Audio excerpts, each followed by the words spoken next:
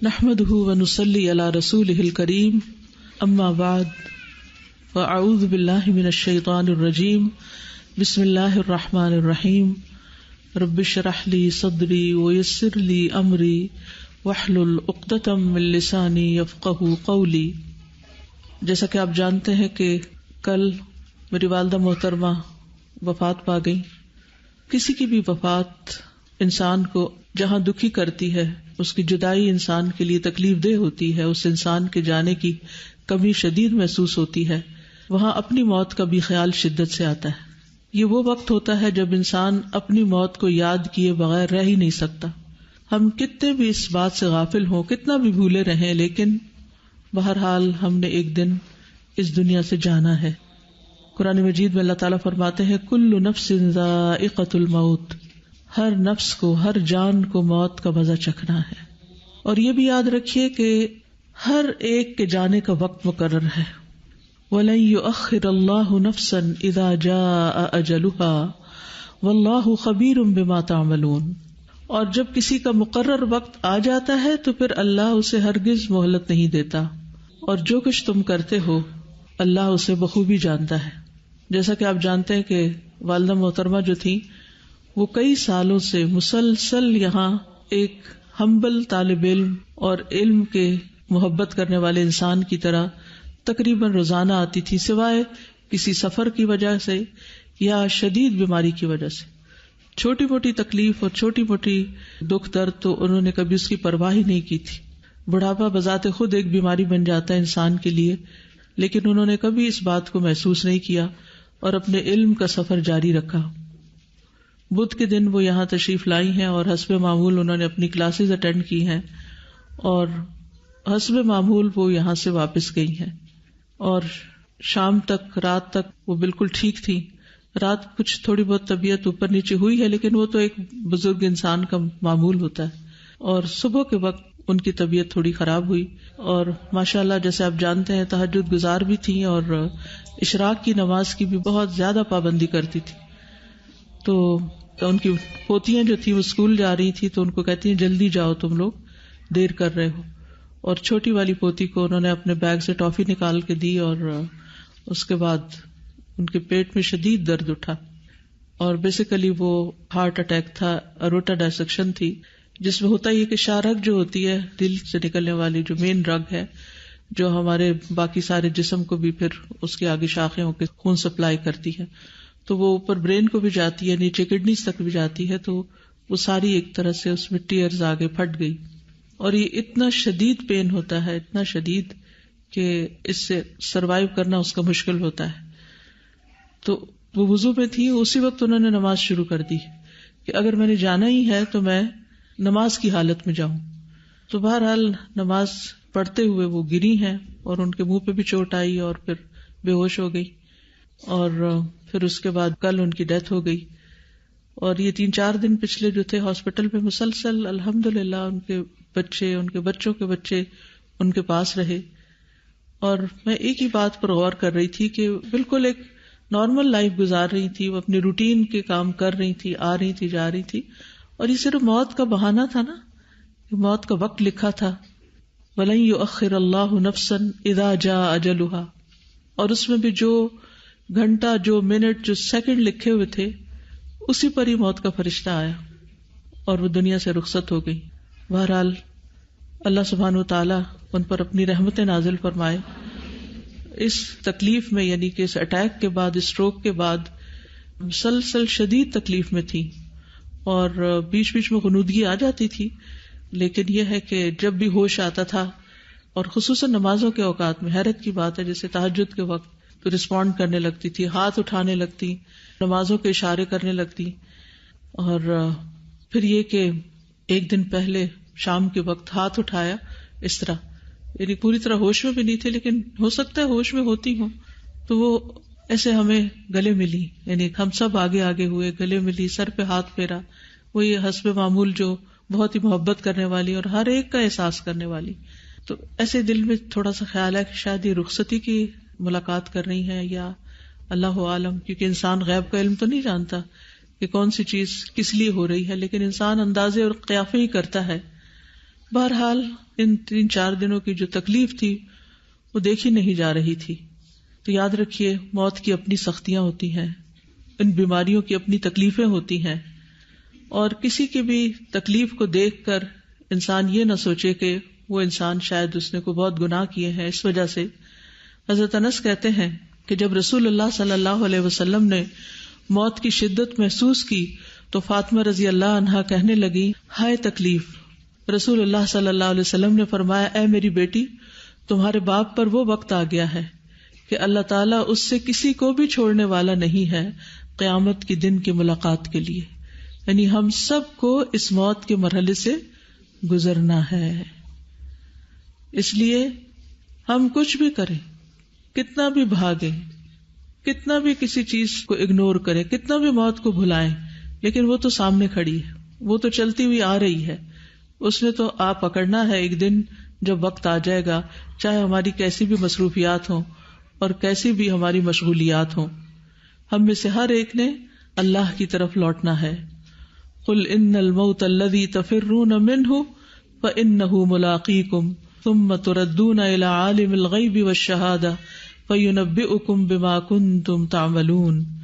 کہہ دیجئے جس موت سے تم بھاگتے پھرتے ہو وہ تمہیں پہنچ کر ہی رہے گی، پھر تم چھپے کھلے کے جاننے والے کی طرف لوٹائے جاؤ گے اور وہ تمہیں تمہارے کیے ہوئے کام بتلا دے گا. یعنی جب ہم اللہ کے پاس واپس جائیں گے تو کیا بتایا جائے گا؟ یہ ہے تمہارا نامہ اعمال، یہ تم کر کے آئے ہو. تو ہم سب کو سوچنا چاہیے کہ ہم کیا لے کے جا رہے ہیں. رسول اللہ صلی اللہ علیہ وسلم نے فرمایا، تم جانتے ہو کہ ہمیں اللہ کی طرف لوٹنا ہے، تم جانتے ہو کہ ہمیں اللہ کی طرف لوٹنا ہے. اسی لیے ہم کیا کہتے ہیں کسی کی وفات کی خبر سن کر؟ انا للہ و انا الیہ راجعون. پھر جنت کی طرف یا جہنم کی طرف جانا ہے، اور وہ ایسی مستقل اقامت گاہ ہے کہ وہاں سے روانگی نہیں ہوگی، اس سے آگے کا کوئی سفر نہیں. وہ ایسی ہمیشگی ہے کہ جس میں موت نہیں آئے گی، اور وہاں ایسے جسم ہوں گے کہ جو مرنے والے نہیں ہوں گے، جن پر فنا نہیں ہوگی. اور یہ بھی یاد رکھیے کہ موت کی سختی ایک اٹل حقیقت ہے. قرآن مجید میں آتا ہے وجاءت سکرۃ الموت بالحق ذلک ما کنت منہ تحید. موت کی سختی حق لے کر آ پہنچی، یا حق کے ساتھ آ گئی. یہی ہے جس سے تو بھاگتا پھرتا تھا. یعنی انسان اس کو فیس نہیں کرنا چاہتا اور وہ سامنے آ جاتی ہے. رسول اللہ صلی اللہ علیہ وسلم کی وفات کے وقت آپ کے پاس ایک بڑا پانی کا پیالہ تھا جس میں آپ اپنا ہاتھ ڈالتے تھے اور پھر اس ہاتھ کو چہرے پر ملتے تھے اور فرماتے لا الہ الا اللہ، بلا شبہ موت میں تکلیف ہوتی ہے. پھر آپ اپنا ہاتھ اٹھا کر فرماتے پھر رفیق الاعلی، یہاں تک کہ آپ کی روح مبارک قبض کر لی گئی. حضرت عائشہ کہتی ہے کہ نبی صلی اللہ علیہ وسلم کی وفات ہوئی تو آپ میری ہنسلی کی ہڈی اور ٹھوڑی کے درمیان سر رکھے ہوئے تھے نس جگہ.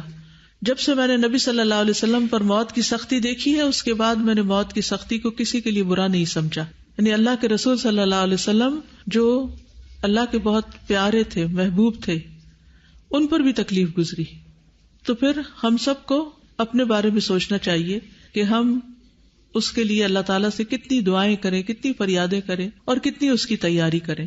لیکن مومن کی موت جو ہوتی ہے وہ دوسری موتوں سے مختلف ہوتی ہے. اسے مرتے ہی سلامتی اور جنت کی بشارت دی جاتی ہے. سورۃ النحل میں آتا ہے الذین تتوفاہم الملائکۃ طیبین یقولون سلام علیکم ادخلوا الجنۃ بما کنتم تعملون. ادخلوا الجنۃ بما کنتم تعملون. وہ لوگ جو پاک سیرت ہوتے ہیں، فرشتے ان کی روح قبض کرنے آتے ہیں تو کہتے ہیں تم پر سلام ہو، جو اچھے عمل تم کرتے رہے اس کے صلے میں جنت میں داخل ہو جاؤ. اسی طرح یہ پکار آتی ہے یا ایتھا النفس المطمئنہ ارجعی الی ربک راضیۃ مرضیہ فادخلی فی عبادی وادخلی جنتی. اے نفس مطمئنہ، اپنے رب کی طرف لوٹ چل، تو اس سے راضی، وہ تجھ سے راضی، بس میرے خاص بندوں میں داخل ہو جاؤ اور میری جنت میں داخل ہو جاؤ.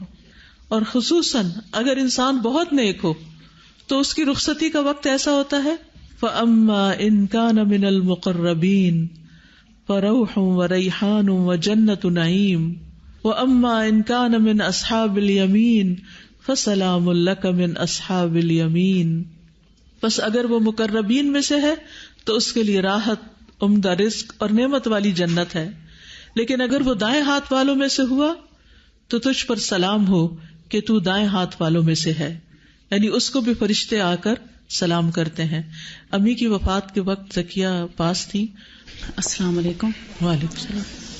جب امی کی وفات ہوئی تو میں اور میری بیٹی یہ ساتھ ہی بیٹھی، سعودیہ سے آئی تھیں نانی ماں کو ملنے کے لیے، ہم دونوں پاس تھے، اور ڈاکٹر شاہین مفتی بھی جو شفا ہاسپٹل میں ہوتی ہیں، ان کی امی سے بہت محبت تھی، تو ان کا ہاتھ امی کے ہاتھ میں تھا، اور امی اٹھی ہیں، حالانکہ ان کو نیند کے لیے انجیکشن لگاتے تھے تاکہ ان کی تکلیف میں کمی ہو سکے، لیکن ان کی جب آنکھ کھلی ہے تو میں نے پوچھا آپ پانی پئیں گی؟ کہتی ہاں۔ پھر میں نے ان کو پانی پلایا، تھوڑا سا سرنج میں ڈال کے پانی دیا گیا کیونکہ منہ بہت ڈرائی ہو چکا تھا، آکسیجن لگی ہوئی تھی، اور پانی پینے کے بعد میں نے پوچھا آپ ذکر کر رہی ہیں؟ یاد دہانی کراتے رہتے تھے تاکہ ذکر ہوتا رہے، تو کہتے ہیں اشارے سے ہاں۔ پھر میں نے کہا چلیں تھوڑا سا اونچی آواز سے کوشش کریں کلمہ پڑھنے کی، تو میں نے ان کو کلمہ پڑھوایا، لا الہ الا اللہ، 2-3 دفعہ ان کو کہلوایا، کلمہ کہہ کے وہ پھر آکسیجن ماسک لگانے لگے، تو لگا دیا انہوں نے ماسک۔ امی ابھی ایک لمحہ گزرا ہے بس، تو ایسے رائٹ سائڈ سے، ہم نے ان کو لیفٹ سائڈ پہ کروٹ دلائی ہوئی تھی تاکہ وہ تھوڑا ریسٹ کر لیں، تو ایک دم سے رائٹ پہ جیسے کوئی آتا ہے تو دیکھتے ہیں نا، پوری آنکھیں کھول کے، تو ایک دم سے رائٹ سائڈ پہ دیکھا اور اس طرح کیا، اور امی نہیں تھی۔ ایک لمحے میں ان کی جان نکلی ہے۔ پھر میں نے ان کی آنکھیں بند کر دی اور ہم لوگ ذرا اور مزید کلمہ پڑھنا شروع ہوئے، ساتھ میں سورہ یاسین شروع کر لی، کیونکہ امی بہت زیادہ قرآن پاک پڑھا کرتی تھی، تو سورہ یاسین ان کو سنانے لگ گئے، کیونکہ ابھی پتہ چل رہا تھا کہ ہارٹ بیٹ ہے، ابھی بی پی ڈاؤن جا رہا ہے، سب ڈیجٹس آ رہے تھے اوپر، تو جب تک سورہ یاسین چلتی رہی ان کی ہارٹ بیٹ چلتی رہی، اور جیسے سورہ یاسین ختم ہوئی تو ان کا دل بند ہو گیا۔ پھر وہ ماسک وغیرہ اتارا، وہ جو بھی پنیں وغیرہ لگی ہوئی تھیں اتاری، لیکن ہم پھر اللہم اغفر لہا ورحمہا وعافہا اور دعائیں، اذکار، کلمہ، مطلب جو بھی ہو سکا ہم جو وہاں کھڑے تھے ہم لوگوں نے پڑھے رکھا۔ برائے ابن عازب سے روایت ہے کہ نبی صلی اللہ علیہ وسلم نے فرمایا، مومن بندہ جب دنیا سے رخصت ہونے اور آخرت کے جانے کے قریب ہوتا ہے تو اس کی طرف آسمان سے روشن چہروں والے فرشتے آتے ہیں، گویا کہ ان کے چہرے سورج کی طرح ہوں۔ سبحان اللہ، مومن کے پاس کیسے فرشتے آتے ہیں؟ روشن چہروں والے۔ ان کے پاس جنت کے کفنوں میں سے کفن اور جنت کی حنوط میں سے حنوط ہوتی ہے، یہاں تک کہ وہ اس کی تا حد نگاہ بیٹھ جاتے ہیں، یعنی جہاں تک اس کی نگاہ جاتی ہے وہ بیٹھ جاتے ہیں۔ پھر ملک الموت علیہ السلام آ کر اس کے سرہانے بیٹھ جاتے ہیں اور کہتے ہیں، ایتھا النفس الطیبہ اخرجی الی مغفرۃ من اللہ ورضوان، اے پاکیزہ نفس، اللہ کی مغفرت اور رضامندی کی طرف نکلو۔ چنانچہ اس کی روح اس طرح بہہ کر نکل جاتی ہے جیسے مشکیزے کے منہ سے پانی کا قطرہ بہہ جاتا ہے، یعنی پہلے کی تکلیفیں تو گزر چکی، لیکن روح بہت آسانی سے نکلتی ہے کہ پتہ ہی نہیں چلتا، اور روح ایک دم باہر۔ پھر ملک الموت اس روح کو پکڑ لیتے ہیں۔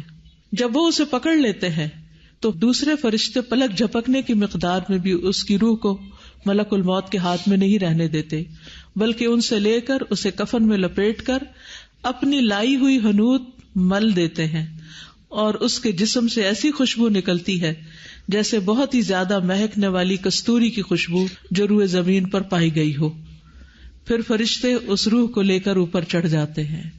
ایک شخص ہمارے بیچ میں ہوتا ہے، پھر کس طرح اس کی روح چلی جاتی۔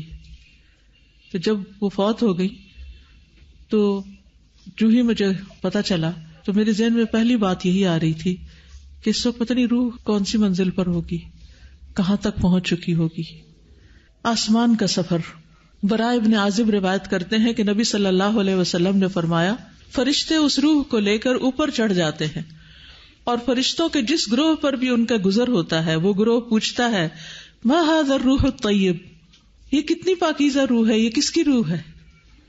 اب آپ دیکھیے کہ اگر آپ ایمان کی حالت میں زندگی بسر کرتے ہیں، نیک کام کرتے ہوئے بسر کرتے ہیں، تو روح نکلتی کیسے ہے، اور پھر کس طرح اس کو اچھے کفن میں لپیٹ کر، اور کتنے اچھے فرشتے آتے ہیں اور پھر کس طرح لے کے جاتے ہیں. اور راستے میں بھی جہاں سے گزرتی ہے فرشتوں کے گروہ جو ہیں وہ پوچھتے ہیں یہ کون پاکیزہ روح ہے. لفظ پہ غور کیجئے, ما ھذا الروح الطیب. وہ جواب میں کہتے ہیں فلاں بن فلاں, یہ فلاں کی روح ہے. اس کا بہترین نام بتاتے ہیں جس سے دنیا میں لوگ اسے پکارتے تھے, حتیٰ کہ وہ اسے لے کر آسمانی دنیا تک پہنچ جاتے ہیں. وہ اس کے لیے دروازہ کھلواتے ہیں تو ان کے لیے دروازہ کھول دیا جاتا ہے. تو ہر آسمان کے مقرب فرشتے اس کے ساتھ ساتھ چلتے ہیں اس آسمان کی طرف جو اس کے بعد آتا ہے, اور اس طرح اسے 7ویں آسمان تک پہنچا دیا جاتا ہے. یہ بات میں اس لیے دہرا رہی ہوں کہ جب موت قریب سے ہو کے گزرتی ہے تو اس کے ساتھ ہم امیجن بہتر کر سکتے ہیں کہ روح اور انسان کہاں کہاں تک جا رہا ہے. آسمان والے نیک روح کو مسلسل مرحبا کہتے رہتے ہیں, اس کے لیے وہاں ویلکم ہوتا رہتا ہے. ابو ہریرہ سے مروی ہے کہ نبی صلی اللہ علیہ وسلم نے فرمایا فرشتے مومن کی روح کو آسمان کی طرف چڑھا لے جاتے ہیں, پھر آسمان کا دروازہ کھلتا ہے. پوچھا جاتا ہے یہ کون ہے؟ کہا جاتا ہے فلاں شخص ہے.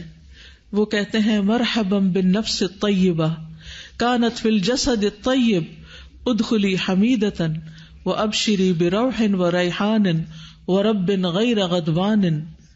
مرحبا پاک نفس کو جو پاک بدن میں تھی, داخل ہو جاؤ اے قابل تعریف, اور خوش ہو جاؤ اللہ کی رحمت اور خوشبو سے, اور اس رب سے جو تجھ پر ناراض نہیں. یہ ہے وہ جملہ جو ہم سب سننا چاہتے ہیں کہ ہمارا رب ہم سے ناراض نہیں. برابر اس سے یہی کہا جاتا ہے یہاں تک کہ روح اس آسمان تک پہنچتی ہے جہاں اللہ عز و جل ہے. اوپر تک چلی جاتی اعلی علیین تک. اور خصوص شہداء کی روحیں تو پھر وہ عرش کے نیچے جو قندیلیں لٹک رہی ہیں اس میں رکھی جاتی ہے. کتنا خوبصورت ہے یہ سفر, اتنا دور کا سفر. لیکن اگر انسان پاکیزہ زندگی گزارے, اور پھر خاص طور پر یہاں پاکیزہ جسم کی بات کی گئی, طہارت کا اہتمام, صفائی کا اہتمام, نمازوں کا اہتمام. ایک مسلمان جو دن میں 5 دفعہ نماز پڑھتا ہے اس کے لیے پاکیزگی کا کتنا اہتمام کرنا ہوتا ہے. صحیح طور پر استنجا کرے, صحیح طور پر اپنے جسم کو صاف رکھے, وضو صحیح طور پر کرے, نہانے کی ضرورت ہو تو صحیح طور پر نہائے. امی جان کے بارے میں بھی میں اس بات کی گواہی دیتی ہوں کہ انہیں اپنی پاکیزگی کا بہت زیادہ خیال رہتا تھا. چھوٹے چھوٹے بچے تھے, ہم 12 بہن بھائی تھے ماشاءاللہ. آج آپ دیکھیں کسی عورت کے 2 بچے بھی ہوتے تو اٹھا اٹھا کے پھینکتی کہ ہم سے نہیں پالے جاتے. اور اب تو ہم بہت مصروف ہو گئے, نماز روزہ قرآن سب کچھ بھول جاتا ہے. لیکن ہم نے نہیں ان کو کبھی دیکھا کہ کبھی قرآن کا ناغہ کیا ہو یا کبھی نماز چھوڑی ہو. اور اگر بچے پیشاب کرتے تھے تو بار بار ہم دیکھتے تھے کہ وہ واش روم جاتی اور جا کر اپنی ٹانگیں دھو رہی ہیں اور جسم دھو رہی ہیں, کیونکہ اس زمانے میں پیمپرز کا رواج نہیں تھا اور نہ ہی کوئی ایسی فیسلٹیز ہوتی تھی. اور جس عورت کے 12 بچے ہوں, بلکہ 13 ہوئے تھے, ایک فوت ہو گیا, تو آپ سوچئے کہ وہ کتنے فریکوینٹلی ایک کے بعد ایک چھوٹا بچہ ہی نہیں, چھوٹے بچے کے بغیر گود خالی نہیں ایک طرح سے کہ جو اس ایج کو ہو, لیکن انتہا درجے کی پاکیزگی کا خیال رکھتی تھی. پھر روح کو آسمان سے دوبارہ نیچے لایا جاتا ہے. برائے ابن عازب کہتے ہیں نبی صلی اللہ علیہ وسلم نے فرمایا جب روح کو 7ویں آسمان تک لے جایا جاتا ہے تو اللہ تعالیٰ فرماتے ہیں کہ میرے بندے کا نامہ اعمال علیین میں لکھ دو اور اسے واپس زمین کی طرف لے جاؤ, کیونکہ میں نے اپنے بندوں کو زمین کی مٹی سے ہی پیدا کیا, اسی میں لوٹاؤں گا, اسی سے دوبارہ نکالوں گا. چنانچہ اس کی روح جسم میں واپس لوٹا دی جاتی ہے. مومن میت جلد قبر کی طرف جانے کی خواہش رکھتی ہے, اس لیے جنازوں میں تاخیر نہیں کرنی چاہیے کہ فلاں بھی آ جائے, فلاں بھی آ جائے, وہ منہ دیکھ لے, وہ منہ دیکھ لے. ٹھیک ہے, ایک حد تک سب کا خیال کرنا چاہیے, لیکن اب لوگوں کی خاطر میت کو تو اپنے اصل مقام تک پہنچنے سے نہیں روکنا چاہیے. اسی لیے کل تقریباً 11:30 اور 11:45 کے بیچ میں ڈیتھ ہوئی اور 2:45 بجے نہلا کر ان کو بالکل تیار کر کے رکھ دیا گیا تھا. آپ میں سے بہت سے لوگوں نے ماشاءاللہ دیکھا بھی, اور الحمدللہ مغرب کی نماز کے بعد جنازہ پڑھ کر ان کو دفنا دیا گیا. تو کوشش یہی تھی کہ ہر چیز سنت کے مطابق ہو اور جلد اپنی منزل تک پہنچے.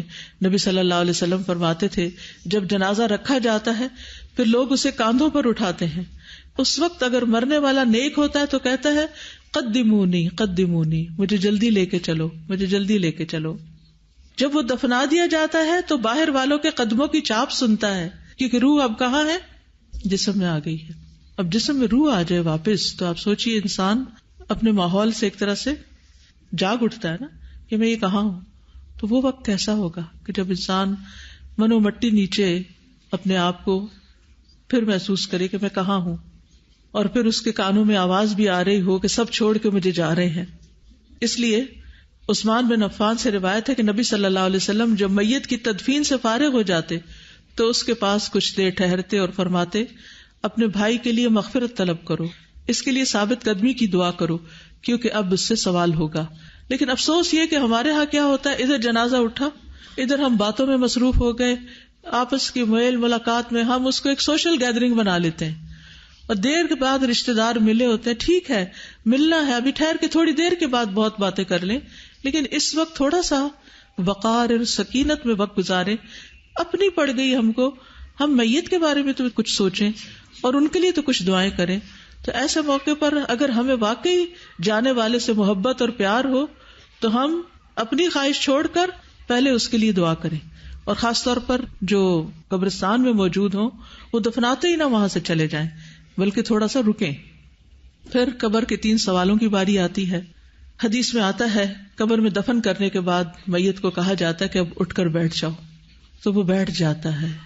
اس کے لیے سورج کی شکل بنا دی جاتی ہے گویا وہ غروب ہونے کے قریب ہے، یعنی عصر کا وقت جا رہا ہو. تو اس کو کہا جاتا ہے تم بتاؤ اس شخص کے بارے میں تم کیا کہتے ہو جو تم سے پہلے تھا، اور تم اس پر کیا گواہی دیتے ہو.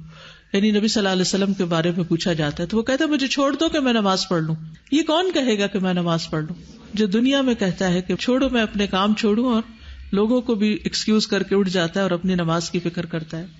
وہ کہتے ہیں یقیناً تم ایسا کرو گے، پہلے ہمیں اس بارے میں خبر دو جس کے بارے میں ہم تجھ سے پوچھ رہے ہیں.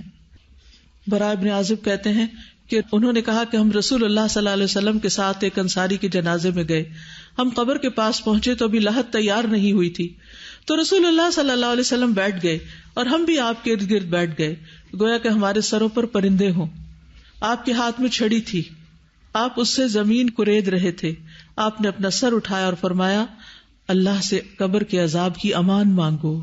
یعنی اس وقت لحد تیار نہیں ہوئی تھی اور آپ یہ دعا سکھا رہے تھے. آپ نے 2 یا 3 بار یہ فرمایا اور فرمایا جب لوگ واپس جاتے تو میت قدموں کی آہٹ سنتی ہے، جبکہ اس سے یہ پوچھا جا رہا ہوتا ہے اے فلاں تیرا رب کون ہے، تیرا دین کیا ہے اور تیرا نبی کون ہے. یہ ہے اصل ٹیسٹ، یہ ہے اصل امتحان. اور پھر جب وہ کہتا ہے دینی الاسلام اور پھر ہوا رسول اللہ اور ربی اللہ، تو پھر وہ پوچھتے ہیں تجھے کیسے علم ہوا؟ وہ کہتا ہے قرأت کتاب اللہ فآمنت بہ وصدقت، میں نے اللہ کی کتاب پڑھی، میں اس پر ایمان لایا اور اس کی تصدیق کی. تو خوش قسمت ہے آپ جو اللہ کی کتاب پڑھ رہے ہیں، کیونکہ اگر اللہ کی کتاب نہیں پڑھی تو کیا پتا کہ اس میں کیا لکھا ہے، کیا کہتی ہے یہ، اور پھر وہاں کے ٹیسٹ میں کیا جواب دیں گے.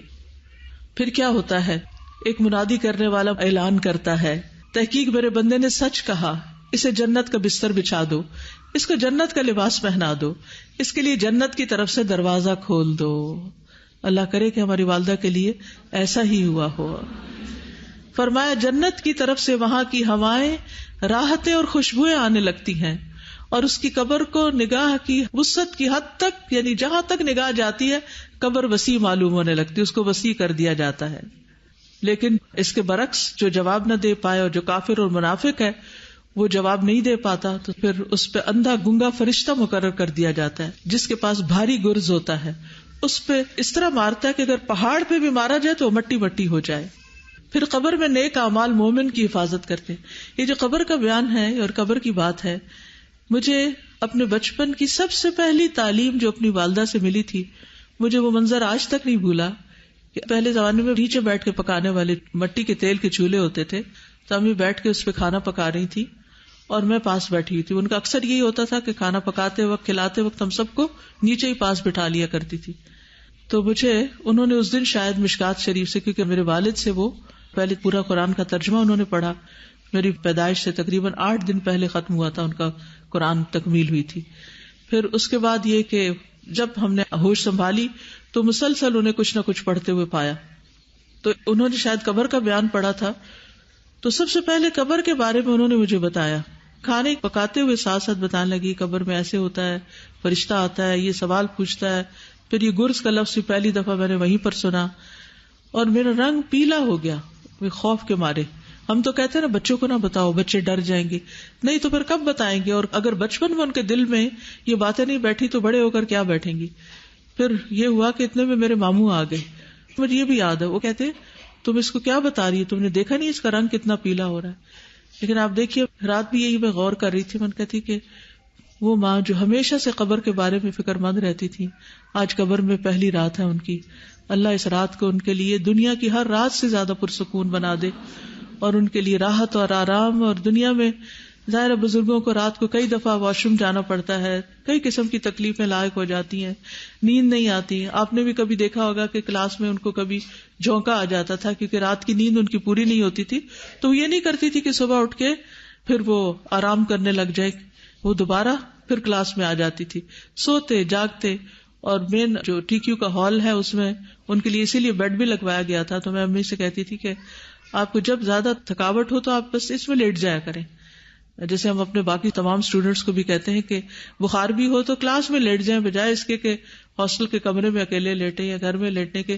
کچھ نہ کچھ تو کان میں اچھی بات جاتی رہے گی تاکہ علم کا سفر جو ہے وہ جاری رہے. تو بہرحال جس شخص نے ساری زندگی قبر کی اتنی فکر کی ہو اور اپنے بچوں کے دل میں بھی یہ فکر ڈالی ہو، امید ہے کہ اللہ نے ان کے ساتھ احسان کا معاملہ کیا ہوگا. اب مومن کی حفاظت قبر میں کیسے ہوتی ہے، کیا کیا چیزیں وہاں کام آتی ہیں؟ حدیث میں آتا ہے کہ میت کو جب اس کی قبر میں رکھا جاتا ہے تو وہ ان کے پلٹ جانے کے وقت ان کے جوتوں کی آواز سنتا ہے. اگر وہ مومن ہوتا ہے تو نماز سراہنے کی طرف آ جاتی ہے، اور وہ تو گئی بھی نماز کی حالت میں، یعنی ایک طرح سے ہوش ان کا گیا. روزہ اس کے دائیں طرف ہوتا ہے، زکوٰۃ اس کے بائیں طرف ہوتی ہے، اور دیگر نیک کام صدقہ، صلہ رحمی، نیکی اور لوگوں سے احسان اس کے پاؤں کے پاس ہوتے ہیں. السلام علیکم ورحمۃ اللہ وبرکاتہ. ماشاء اللہ امی پہلے منڈے تھرسڈے بھی ہمیشہ روزہ رکھا کرتی تھی نا، تو میں ان سے لڑائی کرتی تھی، امی آپ کی صحت اتنی اچھی نہیں ہے تو آپ اس طرح نہ کیا کریں، آپ نا ایام بیت کے روزے چلے رکھ لیں. تو ماشاء اللہ وہ ضرور اس کو بھی رکھتی تھی، اور پھر میں نے ان کو ڈیٹ بتانی ہوتی تھی نا کہ صبح ایام بیت ہے. تو اس مہینے ابھی کنفرم نہیں تھا مجھے کہ ٹیوزڈے ہے یا وینسڈے نا، تو میں نے کہا امی ٹیوزڈے لگتا ہے بن رہا ہے لیکن پھر بھی میں آپ کو کنفرم کروں گی نا. لیکن امی نے ٹیوزڈے کو ہی روزہ رکھ لیا، اتنا ان کو جلدی ہوتی تھی ماشاءاللہ روزہ رکھنے میں بھی. تو میں نے کہا آج تو ہے ہی نہیں وینسڈے کو، اب تو آپ اس کو کھول لیں، افطار کر لیں، اتنے مہمان بھی آئے ہوئے ہیں. تو امی نے کہا نہیں میں اس کو ضرور کمپلیٹ کروں گی. اب تو اس آخری مہینے کے بھی انہوں نے ایام بیس کے روزے بھی رکھے تھے ماشاءاللہ انہوں نے ایام بیس. اور ہم اچھے بڑے جوان ہو کر سب کچھ ہوتے ہوئے بھی ہم سوچتے ہیں یہ کام ہے وہ کام ہے، یہ بیماری ہے وہ بیماری ہے، اور اس کی پابندی نہیں کرتے. پھر اس کے بعد آپ دیکھیے کہ صدقہ آج بھی عارفہ بتا رہی تھی کہ کس طرح روزانہ الہدا آ کر وہ صدقہ کرتی تھی. الحمدللہ صدقہ کی ان کی روز کی روٹین تھی، اور چونکہ میرے سے ہی وہ چینج کرواتی تھی کہ چینج میرا ختم ہو گیا صدقہ کرنے کے لیے تو وہ کرو.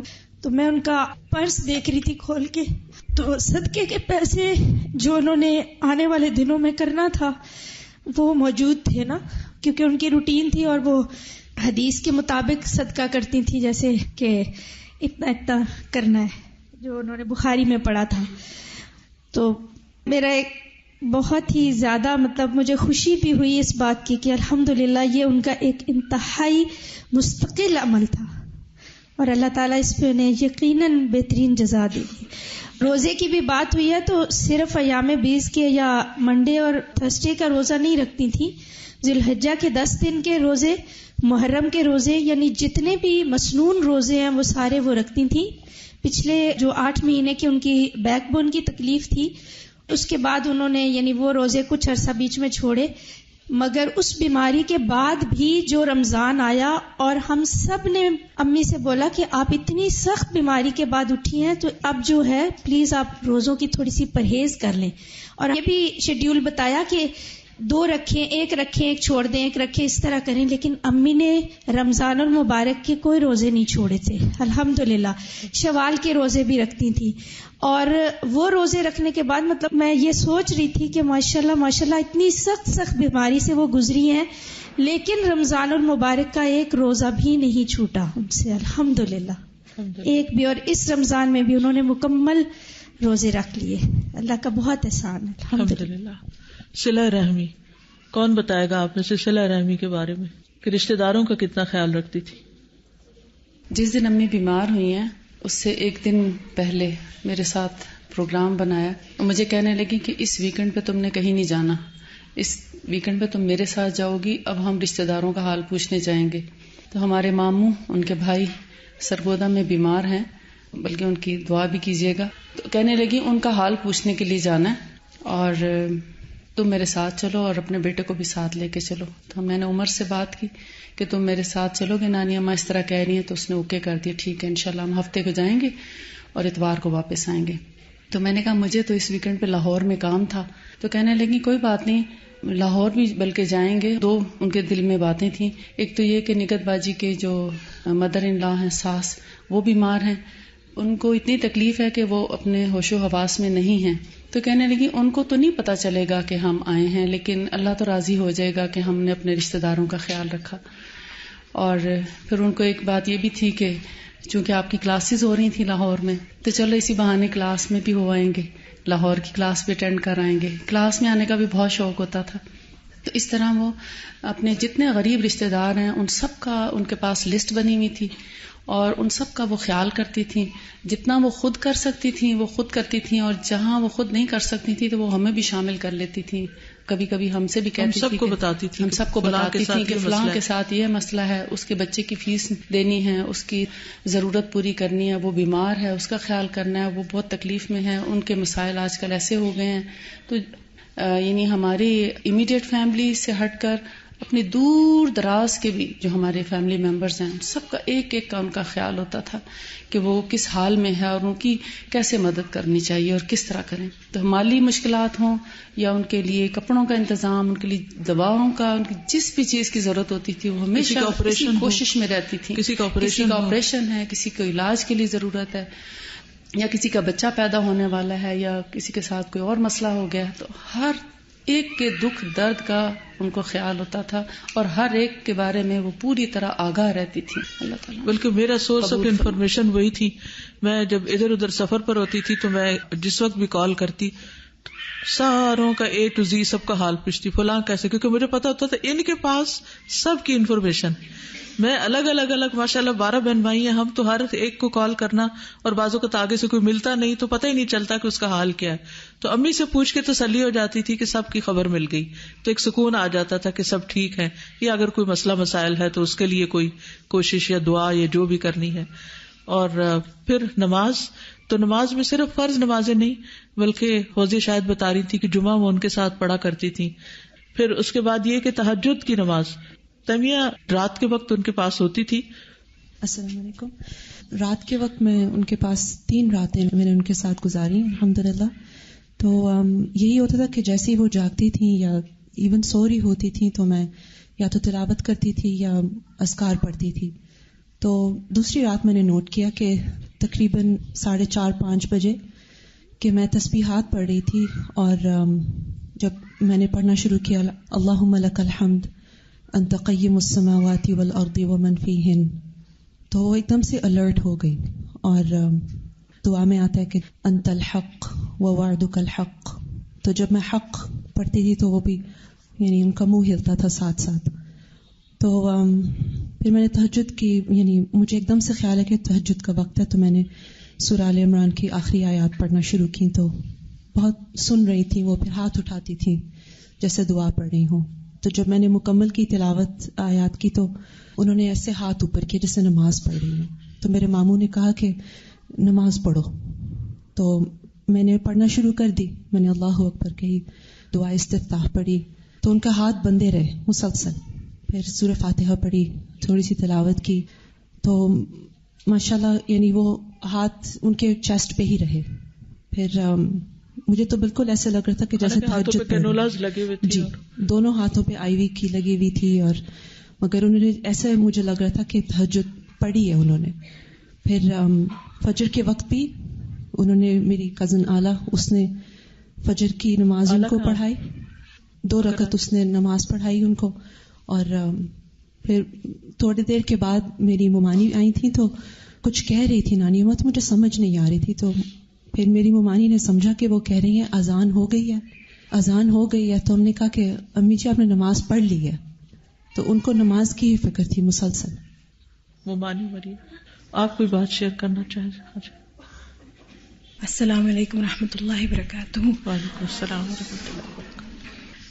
امی جیسا میں نے شفیق کوئی ہستی نہیں دیکھی، حالانکہ میری ساس تھیں، لیکن بہت ہی شفقت اور ہر وقت ان کی جو محبت تھی وہ ہمیں محسوس ہوتی تھی، اور بہت ہی پیار سے انہوں نے ہمیں رکھا. بلکہ بعض دفعہ میں یہ سوچتی ہوں کہ جتنا ان میں صبر تھا، کہ کیونکہ جب شادیاں ہو کے جاتی ہیں چھوٹی لڑکیاں اور کبھی دیر سے اٹھ رہے ہیں یا کچھ، کبھی انہوں نے ہمیں جھڑکا نہیں یا کوئی اعتراض نہیں کیا تھا. اور مجھے اب جیسے جیسے میری عمر بڑھ رہی ہے میں اس چیز کو بہت اپریشیٹ کرتی ہوں، کیونکہ کوئی ال فیلنگز نہیں تھی، یعنی کہ مجھے ان کی طرف سے بالکل بھی نہیں کہ کبھی انہوں نے مجھے ڈانٹا ہو یا کوئی اعتراض کیا ہو، بلکہ ہر وقت ان کو یہی ہوتا تھا کہ کس طرح میں مدد کر سکوں. ہم لوگ ڈنمارک میں تھے اور وہ ہمیں وزٹ کرنے آئیں، کچھ مہمانداری ہوتی تھی یا کچھ اوپر نیچے مہمانداری ہوئی. مجھے یاد ہے کہ میں برتن دھو رہی تھی اور میں ساتھ ساتھ رو رہی تھی، تو میرے پاس آ کے کھڑی ہو گئی کہ تو انہوں نے کہا پلیز تم بیٹھ جاؤ، میں برتن دھوتے ہوتی ہوں. لیکن مجھے ابھی تک وہ یاد ہے، ان کی وہ ہر بات، ان کی ہر حلوہ بہت اچھا بناتی تھی اور مریم کو حلوہ پسند تھا.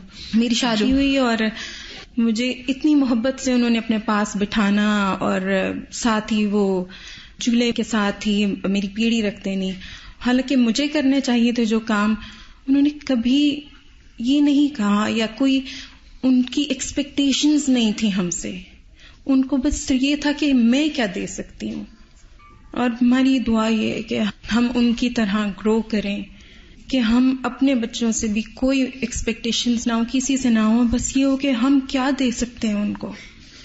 بس اللہ تعالیٰ ان کی ہر چیز کو قبول کر لے. جی السلام علیکم. کافی عرصے سے میری کوشش ہوتی تھی کہ جمعے کے دن امی جی کے ساتھ کرسی رکھوں اور ان کے ساتھ ان کے ساتھ ہو میرا جمعہ. تو ایک تو سردیاں جب آئیں تو میں دیکھتی تھی کہ بیچاری ان کا وضو جیسے بار بار انہیں واش روم جانا پڑتا تھا، تو اس کونے سے وہ تیزی سے جاتی تھیں اور وضو کر کے پھر دوبارہ سے آتی تھی. تو میں نے انہیں کہا آپ ساکس پہن لیا کریں، تو کہتی ہوں میرے پاؤں جلتے ہیں. تو وہ سردیوں میں ان کا یہ ہوتا تھا کہ وضو کے لیے ان کو بار بار جانا ہوتا تھا، لیکن جمعے کے لیے پوری الرٹ. تو پھر میں انہیں عطر لگاتی ہوتی تھی تو بڑی آگے سے مجھے بڑی اسمائل دیتی تھی، تو میرا بڑا دل خوش ہوتا تھا. اور اس میں جو میں نے ان کے ساتھ نمازیں پڑھی اس میں انہوں نے میری غلطیاں بھی نکالی، جو مجھے بہت ہی میں سوچتی ہوتی تھی کہ ایک صالح انسان کے ساتھ بیٹھنے سے کتنا مجھے فائدہ ہو رہا ہے. اور آخری جمعہ جو انہوں نے یہاں پڑھا تو اس دن مجھے کچھ جانا تھا، ڈرائیور آ گیا ہوا تھا، تو میں اٹھنے لگی، مجھے کہتی ہیں 4 سنتا پڑھ کے جاؤ نا. تو میں نے کہا امی جی میں گھر جا کے پڑھ لوں گی. تو ماشاءاللہ خود بھی نماز کے اندر اتنی مستعدی اور کھڑے ہو کے اور اتنی اچھی طرح نماز کہ ان کا جو خشوع تھا نا وہ مجھے فیل ہو رہا ہوتا تھا ان کی نماز کا. الحمدللہ اس جمعے کو جو میں نے آئی تھی تو جب وہ ہاسپٹل میں تھی مجھے اتنی اداسی ہو رہی تھی اور مجھے ایسے لگ رہا تھا کہ سارا ہال دیواریں سب اداس ہے کہ وہ نہیں ہے یہاں پہ. جو شخص مستقل نماز ایک جگہ پر پڑھتا ہے اور پھر وہ نہیں ہوتا تو فرشتے اس کو ڈھونڈتے ہیں. جمعے کے بارے میں تھوڑا سا عرض کروں گی کہ ابھی جب جمعہ آیا، جب وہ بیمار تھیں ہاسپٹل میں تھیں، تو میری بہن آئی ساجدہ اپنے ہسبینڈ کے ساتھ پوچھنے کے لیے.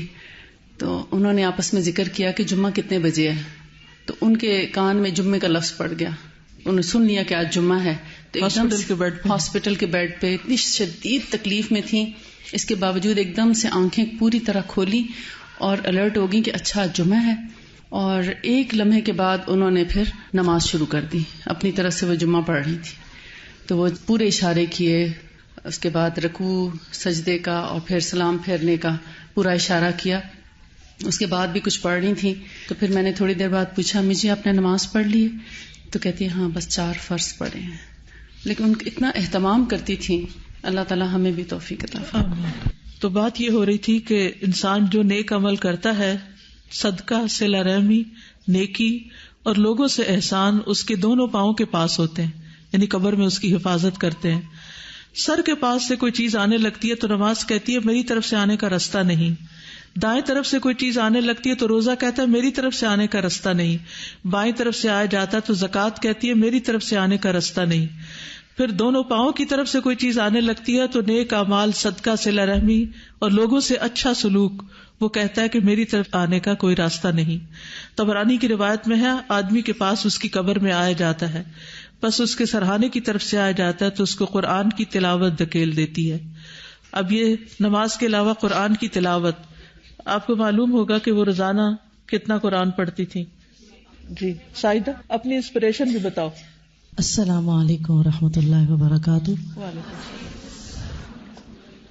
مجھے ایک چیز اس لیے بھی آج کل امی جان سے زیادہ ذرا تعلق اس طرح سے رہا کہ میری مدر ان لا کا انتقال ہوا تو اس پہ حالانکہ ایام 20 کے روزے تھے, آ کے بیٹھی رہتی تھیں, ہر چیز سنتی تھیں اور میں کہتی تھی لیٹ جائیں, لیٹتی نہیں تھیں, بیٹھی پڑھتی رہتی تھیں, ملاقات کرتی تھیں. تو اس میں چھوٹی بہن نے ذکر کیا کہ آپ کی ساس کا انتقال تو بالکل ایسے ہوا ہے جیسے نبی صلی اللہ علیہ وسلم کا, کہ بدھ والے دن تکلیف شروع ہوئی اور پیر کو انتقال ہوا. بس یہ بات انہوں نے سن لی اور پھر اس کے بعد یہ کہنا شروع ہوگی میں نے بھی سنت کے مطابق مرنا ہے. اور ایگزیکٹلی جس طرح میری مدر ان لا گو تھرو ہوئی اسی طرح سے جیسے لگتا ہے انہوں نے اس وقت دعا کی اور اللہ سبحانہ ہوا تعالیٰ نے وہ قبول کر لی. اور ہم بہنوں دونوں کو یہ تھا کہ انہوں نے نا پیر کو چلے جانا ہے, یعنی دل میں تھا. اب میں شروع سے سب کو ایسے بتا رہی تھی کہ ایسا دیکھو ہو سکتا ہے. تو بہرحال ایک تو یہ بہت زیادہ شوق, میں بچپن سے سنتی آتی تھی کہ امی جی نا صبح صبح اگر کوئی چیز ہوتی ہائے میری منزل رہ گئی ہے, میری منزل رہ گئی. تو ایک دن میں نے بٹھا لیا, میں پوچھا امی جی آپ منزل کیا ہوتا ہے نا, تو پھر انہوں نے مجھے ایک دن بتایا کہ میں بہت بیمار ہو گئی تھی جس میں ان کے کڈنیز فیل ہو گئے, اور اس میں انہیں کسی نے بتایا بی بی آپ نا 7 قرآن پڑھیں اور 7 دن میں مکمل ہوتا نا قرآن, اس طرح پڑھیں. پھر انہوں نے اپنی روٹین بنا لی کہ میں منزل پڑھوں, اور یہ میری بہت بڑی جو ہے انسپریشن تھی کہ میں بھی ایسے قرآن پڑھ سکوں. پھر ان کے روٹین میں سورۃ البقرہ اور سورۃ آل عمران کی تلاوت رہی. پھر جب وہ بیمار ہوئی, ابھی جب کمر کی بہت تکلیف ہوئی, تو سورۃ البقرہ انہوں نے کبھی نہیں چھوڑی.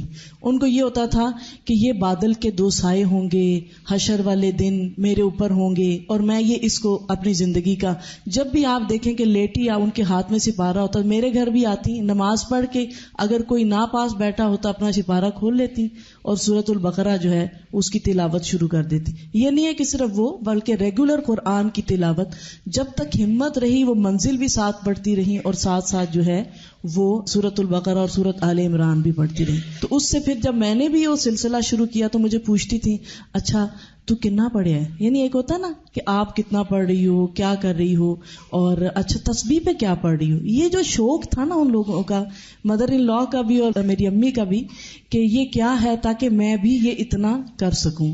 تو اللہ تعالیٰ ان کی اس چیز کو, میں ان کے پاس ہاسپٹل میں بیٹھی قرآن پڑھتے ہوئے اللہ تعالیٰ سے یہ دعا کر رہی ہوتی تھی یا رب العالمین, یہ میں نے اپنی ماں سے یہ چیز انسپریشن لی ہے کہ کثرت سے تلاوت کرنا آپ قبول کریں اور اس کا اجر ان تک ضرور پہنچائیں کہ میں نے جہاں سے لی ہے وہ اللہ تعالیٰ ان کے لیے آسانیاں فرمائیں.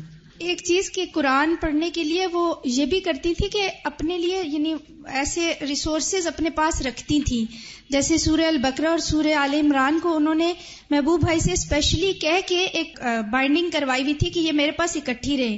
اور وہ ابھی پچھلے ہفتے میں میرے ساتھ گاڑی پہ آتے ہوئے مجھ سے کہتی ہیں کہ اے نا کافی ہوں نا یعنی یہ تھوڑی خراب ہو گئی ہے, تھوڑا یعنی اس کا پرانا لگتا ہے. میں کئی جگہوں پہ ساتھ لے جاتی ہوں تو میں محبوب نو کہنا ہے کہ ذرا میں نے دوبارہ کروا دے نا. تو میں نے ایک دم سے کہا, میں نے کہا امی یہ والی جو ہے نا یہ مجھے دے دیجیے گا نا. تو کہتی ہیں اچھا تیرا دل کرتا ہے پڑھن تے. میں نے کہا جی انشاءاللہ تعالی کوشش کریں گے کہ ہم بھی یہ عمل کر سکیں. تو یہ ایک ہوتی ہے کہ وہ ہر وقت یعنی وہ چیزیں انہیں اپنی رینیو کرنے کی بھی تمنا رہتی تھی کہ جو وہ عمل کیا کرتی تھی. اچھا ان کے نا دراز میں نے بنائے ہوئے تھے کہ اس میں کتابیں رکھ کے جائے, بخاری, فقہ القلوب, بھاری بھاری کتابیں. تو وہ کہتی تھی آپ اتنا بھاری بیگ اٹھا کے لے جاتی ہیں تو کچھ کتابیں ادھر ہی چھوڑ دیا کریں. نوٹس کی کاپیاں پڑی ہوئی تھی, لکھے ہوئے بھری ہوئی. اور قرآن اور مسنون دعاؤں کی کتاب میں نے دیکھی تو وہ پرانی ہو چکی. میں نے کہا یا اللہ یہ اتنی پڑھی گئی ہے, یعنی کبھی میں نے کسی کی کتاب اس طرح پرانی نہیں دیکھی کہ وہ پڑھ پڑھ کے پرانی ہو گئی ہو. تو تیمیہ کہتی کہ جب میں رات کو وہ اذکار پڑھتی تھی, ان کی یہ دعائیں پڑھتی تھی, تو وہ ایک طرح سے رسپونڈ کرتی تھی، یعنی کہ ان کو سمجھ آ رہی ہوتی تھی کہ کیا پڑھا جا رہا ہے. یعنی اگر انسان کو دعا پڑھنے کی عادت اور میننگ بھی پتا ہو تو ہی انسان ان کو پڑھ سکتا ہے. نکھت آپ بھی کچھ کہیں. السلام علیکم ورحمۃ اللہ وبرکاتہ. وعلیکم السلام. امی کی بہت ساری باتیں تو الحمدللہ آپ کو پتہ چلی. میں ایک ایسے پہلو کی طرف ضرور توجہ دلانا چاہتی ہوں کہ کس طرح سے وہ شوق اور رغبت دلاتی تھیں مستقل علم حاصل کرنے کے لیے، مستقل کام کرنے کے لیے، اور کس طرح سے اپنے کام پر جو مان ہوتا ہے نا انسان کو، ڈبوتا تو وہی مان ہے نا انسان کو، تو امی اس مان کو ختم کرنے کے لیے کیسے کام کرتی تھیں. میں بہت چھوٹی تھی تو مجھے کہتی تھیں کہ جب آپ پیدا ہونے والی تھیں تو کوئی صاحب آئے تھے ہمارے پاس اور انہوں نے کہا تھا کہ آپ کی یہ بیٹی جو ہے وہ بہت زیادہ لکھنے پڑھنے کا کام بہت کرے گی. تو مجھے اس وقت سمجھ نہیں آتی تھی کہ اچھا سارے ہی لکھتے پڑھتے ہیں تو میں نے کون سا کوئی الگ لکھ پڑھ لینا ہے. اچھا ہم لوگ آپس میں بھی جب کام کرتے تھے تو میں جب ابتدا میں باجی آپ اور میں ہمارا تختیاں لکھنے کا مقابلہ ہوتا تھا تو اس وقت مجھے لگتا تھا شاید یعنی کہ یہی لکھنے پڑھنے کا کام ہوگا. تو ہم خوب تختیاں لکھنا شروع ہو گئے اور خوب اچھی طرح اپنی لکھائی کو بہتر بنانے کے لیے ہم نے کام کیا. تو مجھے لگا کہ شاید یعنی یہی کام ہے. لیکن جب میں بڑی ہوئی تو وہ مجھے کبھی یہ میسج دینے سے نہیں رکتی تھی کہ دیکھو میں نے تو یہ سنا تھا کہ تم نے کافی پڑھنے لکھنے کا کام کرنا ہے. تو یعنی وہ انتظار میں انہوں نے مجھے لگا دیا کہ اچھا وہ کون سا وقت ہوگا کہ آپ کچھ ایسا کام کرو. ریلی مجھے امی کی یہ بات اتنی یاد رہتی تھی کہ میں نے امی کی بات کی وجہ سے اپنی چیزوں کو نوٹ ڈاؤن کرنا شروع کر دیا. لکھتی تھی ایک یہ بات تھی. پھر میں ایسے لوگوں کے پاس خاص طور پر جاتی تھی جو لوگ زیادہ لکھنے کی یعنی انہیں مہارت بھی تھی اور بہت جن کا زندگیوں پر اثر بھی تھا. بنت الاسلام کے پاس میں گئی ملنے کے لیے اور امی کی وجہ سے کہ امی مجھے موٹیویٹ کرتی تھی. بنت الاسلام کے پاس میں گئی تو میں نے ان سے پوچھا کہ اچھا آپ یہ بتائیے کہ آپ نے اتنی پیاری کتابیں لکھی ہیں، ہم انہیں پڑھ کر اتنا زیادہ اچھا ہم پر اثر ہوتا ہے، زندگی بے بندگی شرمندگی اور اسی طرح زبان کی حفاظت اور بہت ساری پیاری پیاری کتابیں. اچھی بہت لگتی تھی، سادگی بہت تھی ان کے طرز بیان میں اور لکھنے میں. لاہور کالج یونیورسٹی ہے جو اس کی ہیڈ آف دی ڈپارٹمنٹ تھی. میں لاہور کالج یونیورسٹی میں بھی ان کے پاس ملنے کے لیے گئی. ایک دفعہ ایسا ہوا میں ان کے گھر ان کے ملنے کے لیے گئی تو مجھے کہتی ہیں کہ بہت شوق ہے، دل چاہتا ہے. تو میں آپ کو بتاتی ہوں کہ پھر اس کا طریقہ کیا ہے. میں یوں کرتی ہوں کہ میں نے جو کام بھی کرنا ہوتا، میں کھانا بناؤں کچھ کروں تو میں نے ایک چھوٹا سا کلپ بورڈ رکھا ہوا ہے اپنے پاس. تو میں اس کے اوپر جو میرے ذہن میں بات آتی ہے نا میں اس کے اوپر لکھ لیتی ہوں. باجی آپ کو بھی یاد ہوگا ہم نے بچپن میں وہ ٹیبل کیلنڈرز بنائے ہوتے تھے اور ہم جو بات بھی پڑھتے تھے ایک تو ابا جی ہمیں کہتے تھے کہ ڈائری ضرور لکھیں، اور اس کی وجہ سے بھی اور ٹیبل کیلنڈرز کی وجہ سے ہم یعنی اہم باتیں ضرور نوٹ کر لیتے تھے.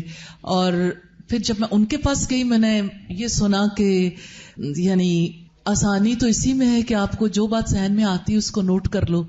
تو میں نے بھی اسی طرح سے کلپ بورڈ بنا لیا اور کلپ بورڈ نے مجھے بہت ہیلپ کیا. ریلی کوئی جگہ ایسی نہیں ہوتی جہاں کلپ بورڈ میرے پاس موجود نہ ہو. اب بھی میری گاڑی میں کلپ بورڈ پڑا ہوا ہے تو مجھے فائزہ آتے ہوئے کہتی ہیں نانی جان اتنی بیمار ہے کلپ بورڈ کس وجہ سے لے کے جا رہی ہیں نا کہ آپ ادھر جا کے تو بیمار کی تیمارداری کریں گی، کلپ بورڈ پہ کچھ لکھیں گی. میں نے کہا اگر وہ نہ ہو تو مجھے ذرا میرا دل گھبراتا ہے. یعنی بڑوں کو دیکھ کے پھر انسان کو کتنا زیادہ فائدہ ہوتا ہے. تو مجھے ہر دفعہ وہ پوچھتی تھی اچھا یہ بتاؤ اب کیا لکھا ہے، آج کل کیا لکھ رہی ہو، کیا کام کر رہی ہو. تو مجھے یہ ضرور کہتی تھی کہ بندے کو جو کام کرے اس پہ فخر کبھی نہیں کرنا چاہیے. مجھے یہ بات ان کی بہت زیادہ اپیل کرتی ہے کہ وہ جیسے غبارے میں پن مار کے ہوا نکالتے ہیں نا، ہوا بھی ساتھ ہی نکال دیتی تھی. یہ تو موٹیویٹ بھی دونوں کا کام کبھی کسی چیز پہ پھولنے دیا ہی نہیں کہ جی. اور کل بھی مجھے یاد آ رہا تھا اور آج بھی یاد آ رہا ہے، میں اور باجی جب اکٹھے ہوتے تھے تو ہم کبھی کبھی کرامن کاتبین بنتے تھے اور یعنی جو بات ہوتی تھی ہم جو فرد گھر میں کچھ بول رہا ہوتا تھا اس کی باتیں بیٹھ کے لکھتے رہتے تھے. اس قدر سب لوگ سب بچے بہت پریشان ہوتے تھے کیونکہ ابا جی کہتے تھے ڈائری لکھے اور شام کو ہمیں یعنی دکھاؤ کیا لکھا ہے نا. سارے بچوں کی ساری باتیں کھل جانے کا خدشہ ہوتا تھا تو اس وجہ سے, لیکن یہ کہ اس ڈائری لکھنے نے بھی بہت زیادہ ہیلپ کیا الحمدللہ. اللہ تعالیٰ انہیں اپنے جوار رحمت میں جگہ دے اور اللہ تعالیٰ ان کے ساتھ حسن معاملہ کرے. کل جب ہم انہیں غسل دے رہے تھے تو مجھے سب سے زیادہ شوق اس بات کا تھا کہ اللہ تعالیٰ ان کا نیا سفر انہیں مبارک کرے.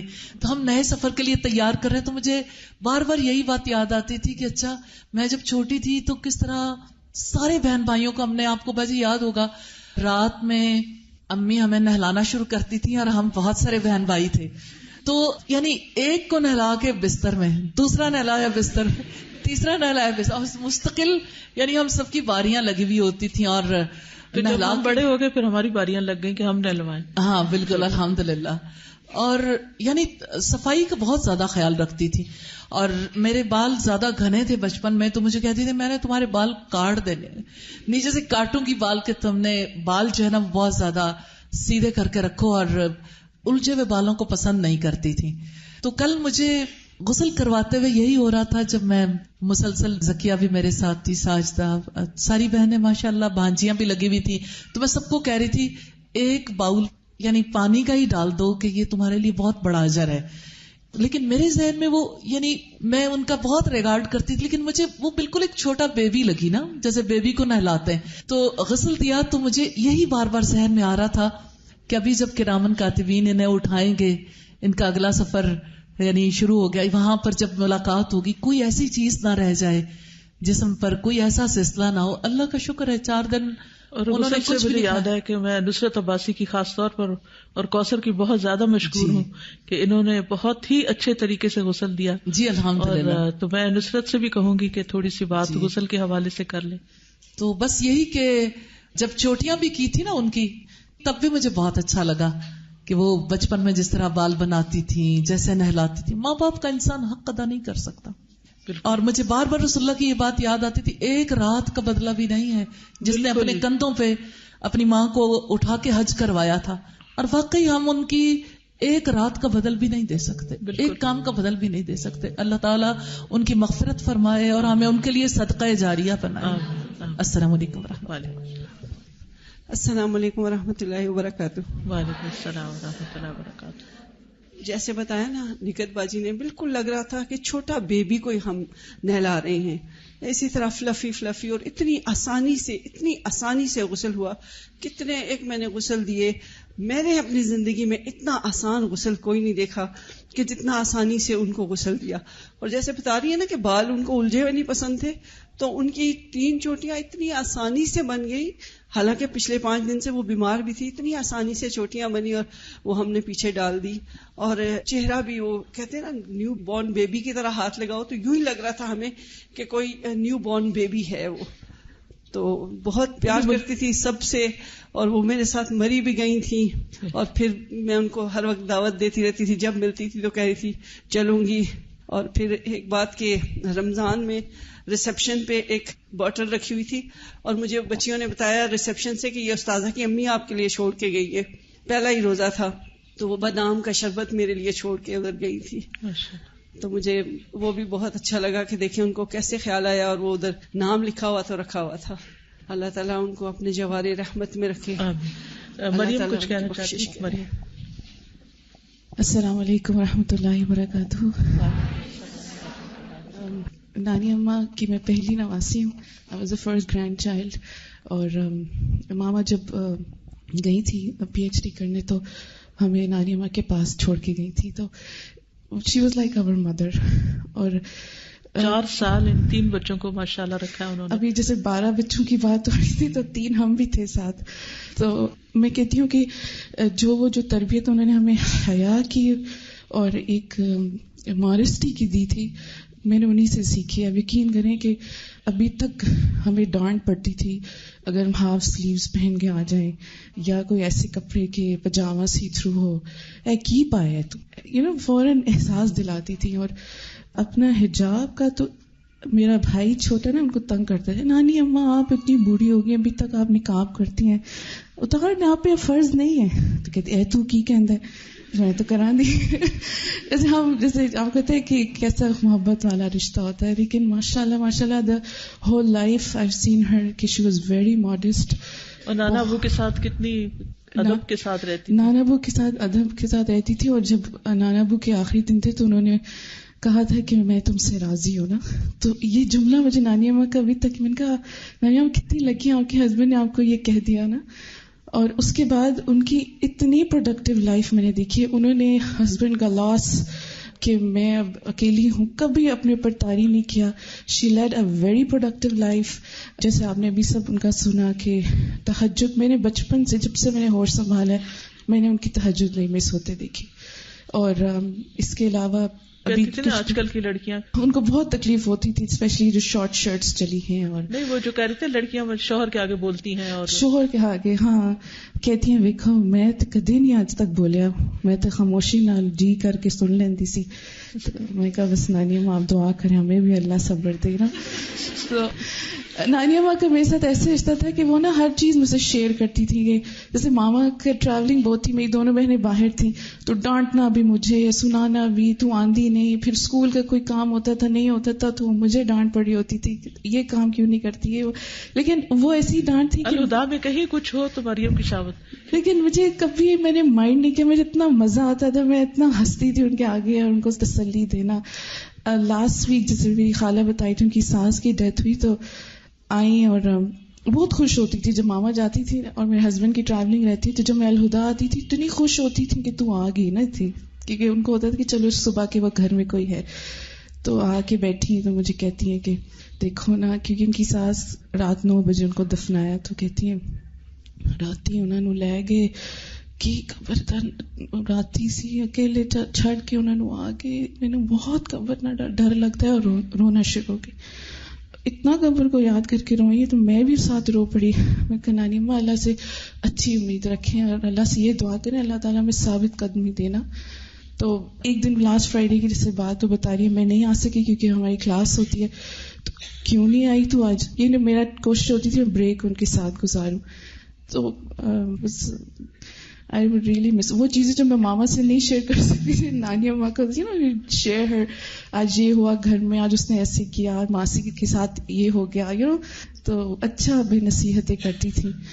اور لاسٹ شی ہیڈ کلیکٹڈ سم منی, تو وہ بھی جانے سے پہلے انہوں نے اسکول کے لیے دے دیے, عمرہ کے لیے انہوں نے اکٹھے کیے تھے, وہ بھی اسکول کے لیے دے دیے کہ اسکول بلڈنگ میں دے دینا. اسکول جو بن رہا ہے تو اس کے لیے, اور ان کا کہ نانی اماں آپ کے پیسے جو جمع ہے صدقہ کریں گی, تو کہتی ہاں, تو کہتے کہ کہاں دیں, اسکول کے لیے, اسکول بلڈنگ کے لیے دے دیں, تو کہتی ہاں. اور اسکول کی جو چیز ہوتی تھی بڑھ کے حصہ لیتی تھی, میں حیران ہوتی تھی. اگر کبھی ہم غلطی سے بھول جائیں ان کو بلانا تو بس میں تو 2 دن ڈر کے ہمارے سامنے ہی نہیں جاتی تھی کہ ابھی نانی مجھے کچھ کہے گی. لیکن میں وہی کہ اتنی ہوش مند خاتون تھی, ایک چیز پہ نظر کوئی غلط نہیں ہونے دیتی تھی. کچن میں کوئی چیز جل جاتی تھی یا کچھ ہو جاتا تو اس پہ ہمیں خبر, کیونکہ ماما کے لیے بہت سینسٹیو ہوتی تھی نا کہ ماما کے گھر کی کوئی چیز نہ خراب ہو جائے. اور ایک دفعہ بھی پچھلے دنوں کچھ 2 لڑکیاں وہاں ماما کے گھر کے پیچھے جا رہی تھی, میں نے نہیں نوٹ کیا, تو نانی او ویک وہ 2 کتنے جاندی پہ روکو نا. میں کہ نانی اماں اتنی حیران کو یہ غلط طریقے سے جا رہی, ان کو روکو. پھر میں بھاگی کچن کی طرف, لڑکیاں نے تو کوئی حال ہی نہیں, مرداں دی جگہ سے جا رہی ہیں, کیونکہ ان کو بس یہ ہوتا تھا کہ لڑکی جو ہے نا وہ بہت ماڈسٹ ہونی چاہیے, با حیا ہونی چاہیے, مردوں سے ان کا اتنا کھلی انٹریکشن نہیں ہونی چاہیے. اپنے آپ کو بھی بہت احتیاط میں رکھتی تھی. کبھی لیٹی ہوتی تھی اور باہر سے کوئی مرد گزر جائے تو ماریا جاوید ایڈمن میں ہم دونوں ایک ساتھ ہی ہوتے تھے, تو ماریا کو آ کے کہتی تھی کہ انہوں نے رو کے آ جان دینے تھے, میں لیٹی ہونی ہوں.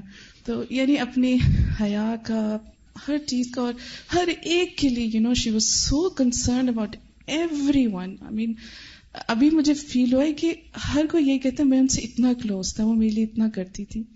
Like everybody loved her and she loved everyone. سب کا پوچھتی تھی, میرے سسرال والوں کا ایک کا پوچھتی تھی. تو یہ بہت بڑی میں کہتی ہوں چیز ہے کہ آپ اتنا بڑا خاندان اور پھر اس کو نبھانا. اور آپ ماشاء اللہ میں کل گن رہی تھی, we are 45 almost grandchildren, like نانیاں کے ہم 45 گرینڈ چلڈرن ہیں ہم. ٹوٹل. اور جو گارڈ تھا وہ ہمیں CCU میں بہت سختی کرتا تھا کہ نہیں جانا. تو ایک دن میں نے کہا دیکھیں ان کے 12 بچے اور ہم نے جانا ہے, یعنی آپ روکے نہ کریں ہمیں. اور ابھی تو یہ نہیں بتایا تھا کہ ہم ساری کزنز بھی ہیں. تو بس جب ہم جاتے تھے ہمیں بس یہ جیسے تیمیہ, آلہ, آمنہ, عریج میں جو بھی جاتا تھا بس ان کو ہوتا قرآن سناؤ. پھر میری بہن نہیں آ سکی, اس کا ویزا کا مسئلہ تھا, وہ آن لائن ان کو قرآن سناتی تھی. اور بس ہم تینوں کو تو یہی ہو رہا تھا کہ ہماری امی چلی گئی ہے نا, کیونکہ ماما 4 سال جو ہم نے نہیں گزارے لیکن انہوں نے بالکل ماں کی طرح ہمارا خیال رکھا ہے. الحمدللہ. جزاکم اللہ خیرا. استاذہ, نانی جان کی ایک بات اور شیئر کرنی ہے, اللہ تعالیٰ ان پر رحم فرمایا.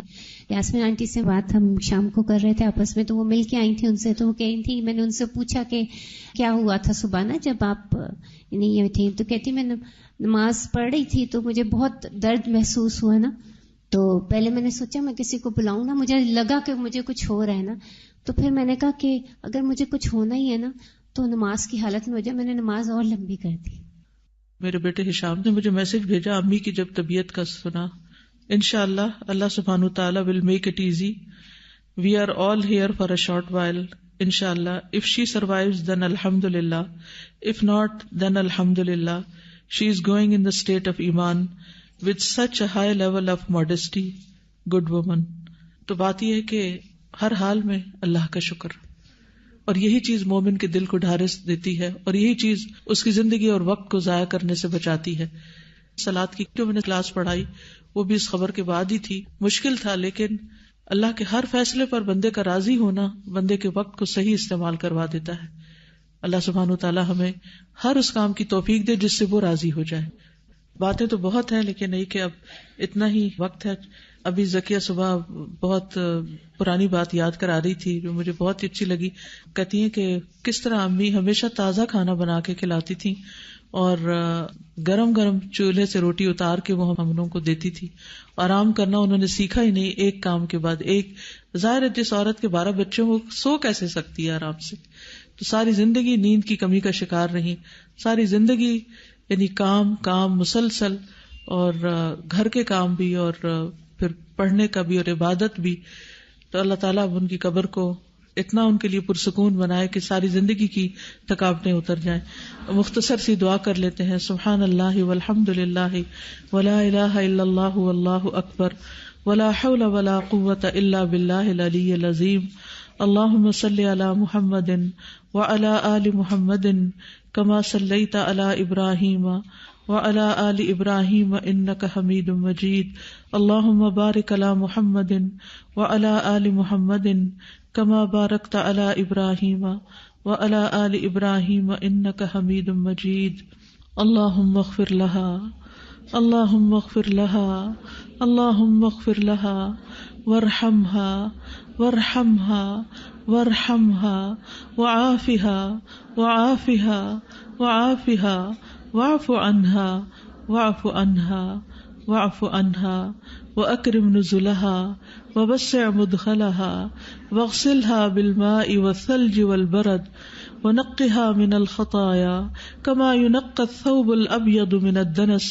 اللهم أبدلها دارا خيرا من دارها وأهلا خيرا من أهلها وزوجا خيرا من زوجها. اللهم أدخلها الجنة وأعيذها من عذاب القبر ومن عذاب النار. اللهم أدخلها الجنة وأعيذها من عذاب القبر ومن عذاب النار. اللهم أدخلها الجنة وأعيذها من عذاب القبر ومن عذاب النار. وأعذها من عذاب القبر ومن عذاب النار. وأعذها من عذاب القبر ومن عذاب النار. ربنا تقبل منا إنك أنت السميع العليم وتب علينا إنك أنت التواب الرحيم. وصلى الله تعالى على خير خلقه محمد وعلى آله وأصحابه وأهل بيته أجمعين برحمتك يا أرحم الراحمين. الہی آمین. اس دعا میں جو آتا ہے نا وزوجا خیرا من زوجها, اس کا یہ مطلب نہیں کہ اگر ان کا کوئی پہلا شوہر ہے تو اس کی بجائے کوئی اور شوہر ان کو وہاں دے دیں. جیسا کہ آپ جانتے ہیں کہ جب روح جاتی ہے علیین میں تو وہاں جو پہلے سے گئی ہوئی خلق الروح پڑی تھی نا فقہ القلوب میں, وہاں آپ کو یاد ہوگا کہ یہ سارا مسئلہ اچھی طرح واضح ہوا تھا حدیث کی روح سے کہ پہلے سے جو روحیں وہاں ہوتی ہیں، جیسے میرے والد کی وفات ہوئی ہے، تو جو بعد میں نیک روح جاتی ہے وہ پہلے والوں سے جا کے ملاقات کرتی، اور جب جاتے ہیں تو وہ دنیا والوں کے حال پوچھتے ہیں، تو ان کو کہتے ہیں کہ ابھی ٹھہر جاؤ، یہ غم میں مبتلا ہے. یعنی جو جانے والی روح ہوتی ہے، فوت ہوتی ہے، وہ بھی غم میں مبتلا ہوتی ہے، کیونکہ وہ پیچھے بھی تو دنیا چھوڑ کے آئی ہوتی ہے نا، اپنے پیاروں کو چھوڑ کے آئی ہوتی ہے، اور ایک نئی دنیا میں. تو کسی بھی نئی جگہ پر آپ داخل ہوتے ہیں، آپ الہدا میں ہی پہلی دفعہ آئے ہوں گے تو آپ کو ایک عجیب سی جھجک آئی ہوگی. کلاس میں پہلی دفعہ کچھ لوگ آ جائے ہوں گے تو ان کو ایک جھجک سی آئی ہوگی کہ ہم یہ کہاں آ گئے ہیں. تو یہ قدرتی سی فیلنگ ہوتی ہے کہ جب ایسی جگہ پر جاتا ہے انسان، اور وہ تو دنیا ہی کچھ اور ہے، کہاں تک روحیں جاتی ہیں اور کتنی تیزی سے وہ فاصلے طے ہوتے ہیں. اللہ اکبر. یعنی انسان سوچتا ہے تو دل کو کچھ ہونے لگتا ہے. اتنی ریئل دنیا ہے وہ، اس دنیا سے بھی بڑھ کے ریئل دنیا ہے. تو وہ پھر ان کا استقبال کرتے ہیں نیک روحوں کا. تو پھر یہ جو آتا ہے نا زوجن خیرا من زوجہا، اس کا مطلب یہ ہے کہ وہ جس حال میں وہ زوج پہلے گیا تھا، تو وہ اس سے بھی بہتر حال میں ان کو ملے. ٹھیک ہے. جزاکم اللہ خیرن، بارک اللہ فیکم. اللہ تعالیٰ آپ سب کو، ہم سب کو اپنی رحمتوں سے ڈھانپ لے، عافیتوں میں رکھے،